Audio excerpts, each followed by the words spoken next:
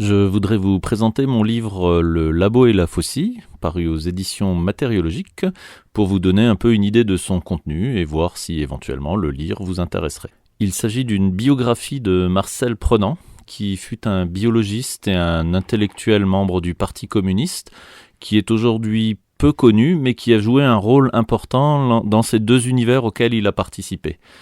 La première partie retrace donc la carrière du biologiste Marcel Prenant. Elle a plusieurs ambitions. La première, c'est déjà d'être quand même un véritable apport à l'histoire de la biologie en France, dans les domaines où Prenant a œuvré, c'est-à-dire la biologie marine, l'écologie, l'anatomie comparée et la systématique, et peut-être surtout le développement du darwinisme en France. La deuxième ambition de cette partie scientifique, c'est de faire en sorte qu'elle soit tout à fait lisible et compréhensible par un peu tout le monde. Et j'y ai mis beaucoup de notes de bas de page qui expliquent les notions un peu compliquées à tous ceux qui, comme moi, ont un bac littéraire. La deuxième partie se penche ensuite sur le parcours militant de Marcel Prenant, qui est marqué par une fidélité, même si elle a été un peu conflictuelle par moments, au Parti communiste.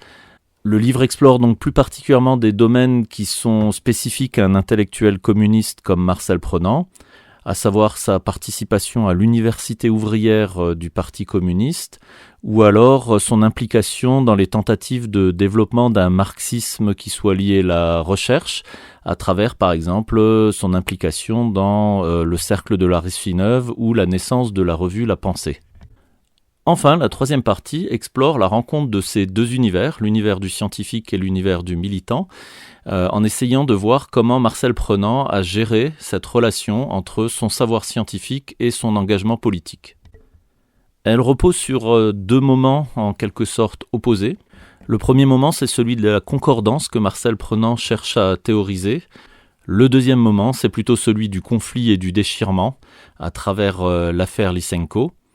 Celle-ci éclate en 1948 avec la victoire de Trofim Lysenko, qui est une sorte d'agronome charlatan pseudo-scientifique qui réussit à prendre la tête de l'agriculture soviétique. Prenant est alors confronté à une espèce de choix impossible lorsque le Parti communiste lui demande de prendre la tête de sa croisade en faveur des idées de Lysenko, alors que tout dans le parcours de biologiste de Marcel Prenant auparavant l'a mené plutôt à rejeter en bloc ses thèses. Vous pouvez commander le livre chez votre libraire préféré ou directement sur le site des éditions Matériologiques. Je vous ai mis le lien en description. Et je vous souhaite, je l'espère, une bonne lecture.